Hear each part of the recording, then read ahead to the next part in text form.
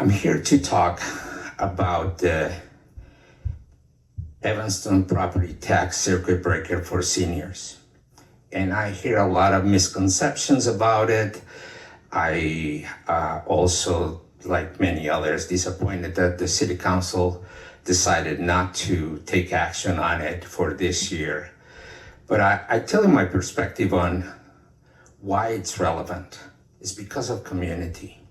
If every member of our community that we lose a part of ourselves. And if we don't see it that way, we are in the wrong path. I think that the city of Evanston talks about affordable housing through their ears, through every orifice that they can find to say that we're looking for affordable housing in our city. And we better stop kidding about it. We're joking about it. Affordable housing is to maintain what we have. And part of it is our seniors, the most needed ones. Not everybody qualifies for that program on the circuit breaker. It's only very few that will qualify for that. The pilot program calls for not even $500,000 to run that program. But every member that we lose because taxes go up, we're losing a part of ourselves. And I'll tell you how taxes go up in our world is if my neighbor sells their house for $500,000, that house was taxed at about $500,000. But the next house, they knock it down and they build $1.5 million house, $1.5 million. So the taxes on that house are at least 3 times, if not more, because the old tax was taxed at a different rate because it's an older home. A new home is taxed at a much higher rate. So the taxes quadruple. The problem with that scenario is that every time the houses on your block are taxed higher, yours is being pulled because it's measured with the same stick. Not necessarily at the $1.5 million value, but it will definitely have an influence, a severe impact on your taxes if your neighbors start being built in houses that are 5 times what your house is worth. The Fifth Ward has seen it many times. I've seen the houses that they knocked down. They bought them for $250,000 to $400,000 to $500,000. It's worth it for them because then they sell the houses for $1.5 million, $1.2 million. So those values keep on going up. Our problem is that we, the residents that have been here for a long, long time, will start paying those taxes at that level as well. And many of us cannot afford to stay in our houses if our taxes get to that level. My taxes, I've been here for 20 years. My taxes have tripled since I came into Evanston in 2004. And what's gonna happen in the next 20 years? Probably triple again. But that is exponential. I don't think I can afford that house 20 years down the road. Today I can, fortunately.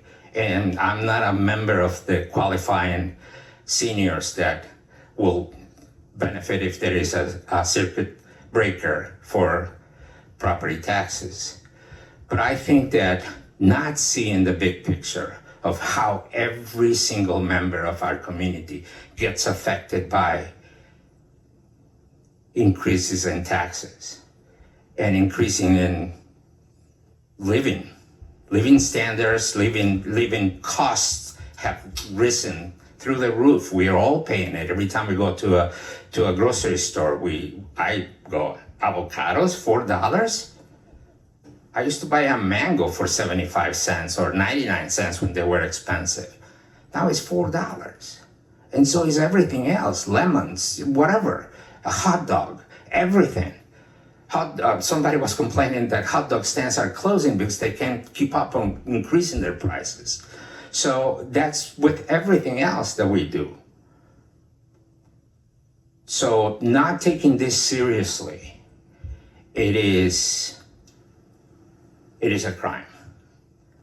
And I think that we, as members of our community, because we are part of the community, we are because of our community, not taking it seriously is a big mistake. And please don't let our city pay that mistake. And if we're not doing it, okay, then let's stop talking about affordable housing. No more. Let's just be honest about it and say we want the rich to come into Evanston. We have a great lake shore. We have a world-class university in our town. Our downtown is beautiful. Absolutely. Why wouldn't the rich want to be here? Of course. But we have other members of our community, and every one of them is part of me. So I'm talking for them. Thank you. How many minutes we get?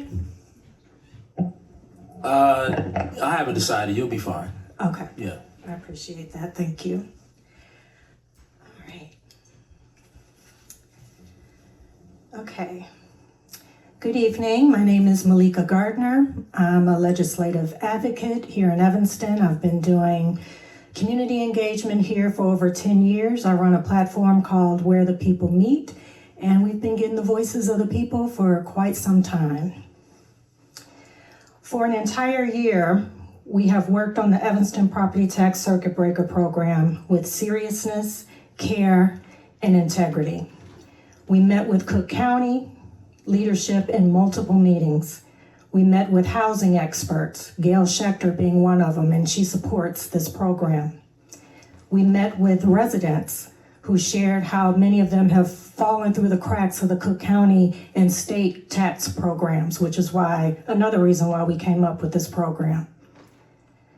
After we reviewed the strategic housing plan, knowing it contains no property tax relief program, also confirmed by Sarah Flax, there's nothing there for property tax relief for homeowners. We built what the plan was missing. Let me also make this clear for the record. Councilmember Clare Kelly and I reached out repeatedly to City Manager Luke Stowe and Chief Legislative Advisor Liza Roberson Young, asking for assistance, data, analysis, just basic support to strengthen this program. And this has been a year. And you can FOIA every request that we reached out. This is all documented. We received none. No help. No help. Every request, every non-response, every response can be FOIA'd. And I just find that very interesting for a program like this to help people with property tax relief, that the city staff would not assist us. And that can be proven. But we kept working. We brought in a Northwestern student who has legislative background in the state of Texas. He's a policy major at Northwestern, and he helped us with the research because we had to get out there and just do it ourselves. Garrett, which you'll hear from a little later, and we really appreciate all of his work. And I also have passed state legislation, 2 bills that passed in 2021. So I'm not new to this. So it was a bit insulting when council members last week said, oh, I appreciate the little intent, like we're kids that don't know what we're doing. Or that, oh, it's such a little kernel of an idea. We did work. We got a clue about how this works on the state level as well as local. Again, we kept going. So after all that work, after a year of meetings and research, to hear council members say that was quite disrespectful. It wasn't accurate. It was insulting. Everything you needed was in the packet, and I know that a good 5 council members did not read that packet all the way through because the comments that were made just made no sense. Just in short, square footage would eliminate mansions. Evanston now made a big point of that we were going to help out the rich. Councilmember Perry L. Davis came up with the square footage, and I thought that was very creative and very, very helpful to make sure that our lakefront residents don't take advantage of a program like this. 15 years residency plus. These are people who've paid their taxes and built this city. They built this city. Income caps. The only portion of the NU Affordable Housing Fund, we just wanted a portion of it. We're not even asking for all of it, just a portion of it for the pilot program, just for the pilot year. We're not even asking for all of that money. It would be direct tax relief to the residents, no third-party organizations getting their cuts or backroom deals that we know goes down in Evanston. Okay? And renters would be added to the pilot after the pilot year. That was made very clear in the packet. Renters would be added. We can't forget the renters. But we wanted to make it as simple as possible for this pilot year and focus on the homeowners. And I thought it was fantastic that Councilmember Tom Suffredin stepped in last week and said, let's not focus on the people that this program won't help right now. Let's focus on the ones that it will help right now. So I appreciate him saying that. So the facts were there if it had been read. I'm almost done. So I want to ask something real here. I'm trying to stick to the script so I don't go off on a tangent like I did last week. If you understood what residents are facing and if you understood what's coming with these tax increases, why wouldn't you want a relief plan in place? Because we know it's coming, the wave is coming. Here's the truth every person on this dais needs to hear. If you do not have generational wealth, it is not if property taxes will overwhelm your household, it's when. Everybody on this dais is going to feel it at some point. If you're not feeling it right now, you will eventually. You will eventually. Every one of you will eventually feel what thousands are already feeling. That moment when the tax bill arrives and your stomach drops. That fear, that pressure, that uncertainty. And I'll close with this. Unless this dais is fully insulated by wealth, which I don't believe everyone up here is filthy rich. Everybody's working hard. You're not exempt. No one is. So stalling this program, not placing it on tonight's agenda, sends a message residents are already hearing too loudly, that their stability is not the priority. I am asking firmly and respectfully, place this program on your next agenda. Let it move forward. Let the public see that this relief for longtime homeowners is something this committee stands behind, not something it buries to die. And Councilmember Clare Kelly made it very clear last week that she is open to suggestions, amendments to make the program stronger because this is about the people. It's not about ego. It's not about fighting over the money. And from what I've seen from the finances and the budget, there's plenty of money in Evanston to go around to help people who have been here for years. Plenty. I don't know if the feds need to come in and do a forensic audit. I don't know what's going on. But fighting over $500,000 from Northwestern, that they owe us 10 times more than that. But she is open and she was compromising as a leader that we can work on this and build this program and get it out ASAP because it's urgent. It is urgent, not sitting around and waiting a whole nother year or 2 years or letting it stall to die. And that's going to speak to who you all are if you allow that to happen. And trust and believe, we won't forget. Thank you. Good evening, Housing and Community Development Committee. My name is Garrett, and I'm a first-year student at Northwestern University, and I've had the privilege to work on the proposed Community Circuit Breaker program with Councilwoman Clare Kelly and Meleika Gardner. And today I stand before you all to reiterate the urgency and the critical necessity of its implementation. As you all know, the rising cost of property taxes threatens the ability of long-term rooted residents to remain in their homes. A solution must be implemented that helps sustain aging in place. A community benefit that the CDC defines as the ability to live in one's home and community safely, independently, and comfortably, regardless of age, income, or ability level. The Circuit Breaker program, which I look forward to being discussed at the next meeting, helps ensure this. My colleagues and I have worked diligently on this project to ensure relief is targeted toward those most burdened by rising property taxes. Although confident of the benefit the proposal would provide in the nature it's currently in, I welcome constructive critiques that could strengthen its impact. Before I conclude, I would like to address some of the concerns regarding the exclusion of renters.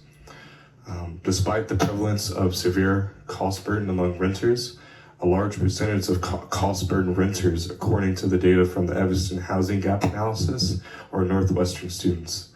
In the 2 census tracts or areas from the report where renting costs exceeds 50% of their income, are tracts that have, quote, the strongest influence from Northwestern. These tracts from the report are 8093 and 8094.02, which are both adjacent to Northwestern's campus. Including renters into a single threshold circuit breaker program such as the one proposed would also increase program costs as more people would qualify and they would qualify for larger credits. And lastly, it would increase administrative burdens, which some members of the community expressed a concern about last week. I look forward to the discussion in the following days. I appreciate your time. Thank you. Good evening. I'm here to support, I'm sorry it wasn't on the agenda tonight. I thought it was going to be on the agenda of the property tax circuit breaker program. My family has lived in the same house since 1915. I've lived in the same house for 55 years.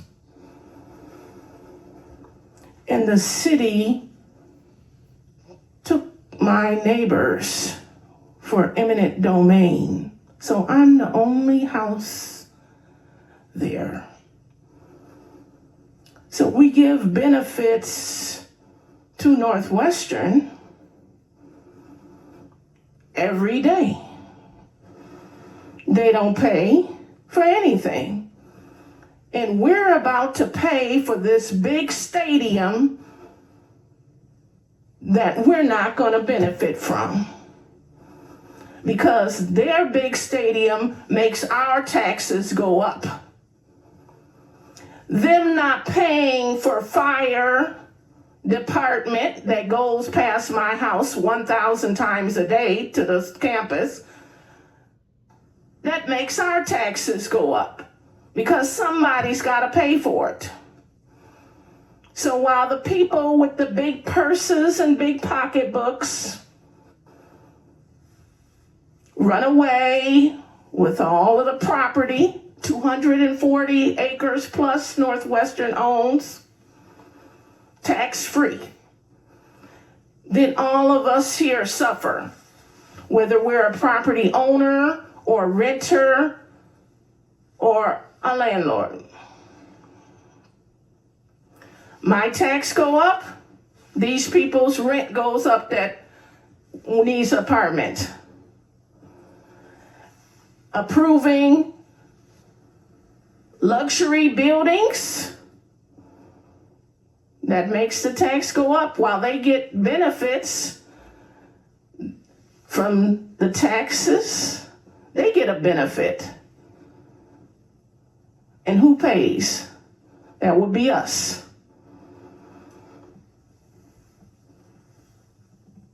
So if you really care about helping people who have been here as long as my family's been here, then I suggest when it comes up for a vote the circuit breaker program, that you support it. And I would even suggest that you expand it. 500,000 is nothing. When I just told you you spent 118 million on some parks. So you need to help people. If you say this committee is about helping the homeless, because that's what this 2026 plan is about, helping homeless, helping people stay in their homes. And also, Trump is cutting, if you didn't notice. He's cutting hard, and next, his proposal is for people who are on long-term housing programs. He's cutting it out. And the 170,000 families will be affected by that. And also, he's saying that 18 months is the longest you can have to be on a voucher.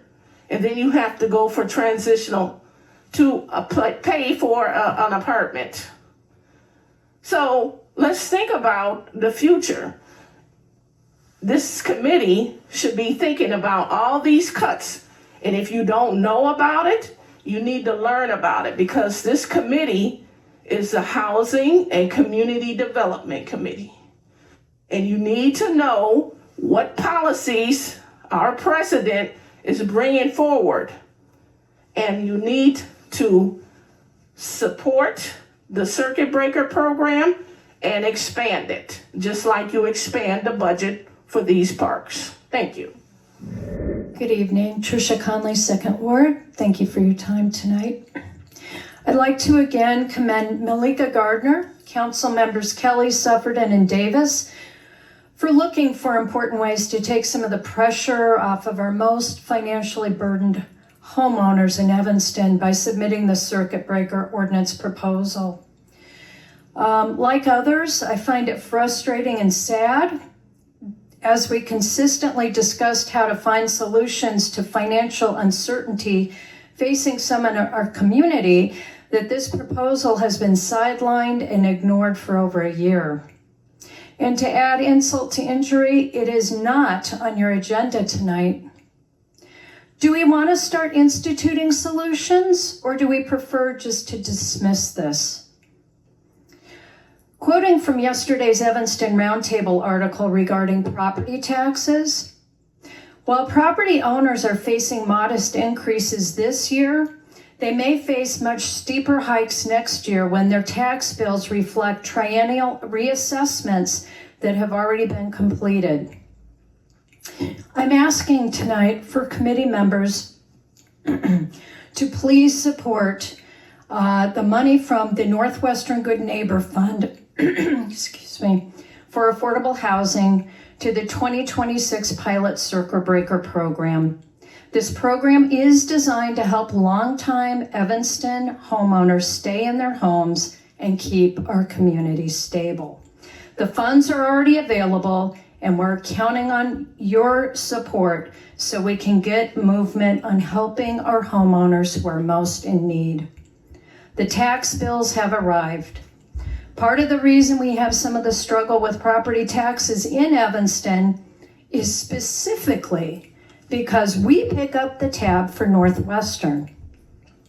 If we all want to create a more just system, then it makes absolute sense that our city offers those that need the most help utilize the Northwestern Good Neighbor Fund to assist with financial support with property taxes.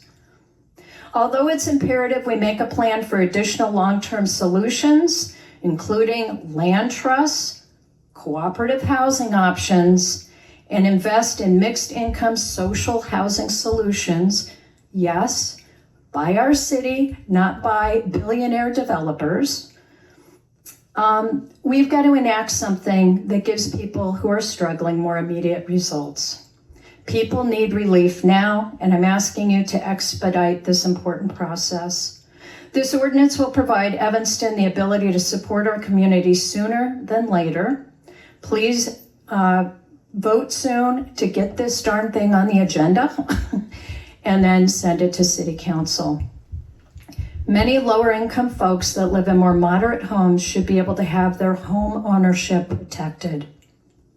The action or lack thereof will be an indicator whether we're interested in keeping residents in Evanston or if we want to keep in the status quo and continue to allow the conditions that push lower income homeowners away from our city. Please discuss this tonight. Thank you. I will try to be brief. We've heard facts, we've heard figures, we've heard impassioned pleas. Historically, they mean nothing. Because my question is going to be, who are you for? Evanston, the tenants, the residents, the people who voted for you, who support you? Or are we for Northwest University, developers, people who want their pockets filled? Because I don't see much support for the residents of Evanston. I've heard a great conversation about the youth of Evanston.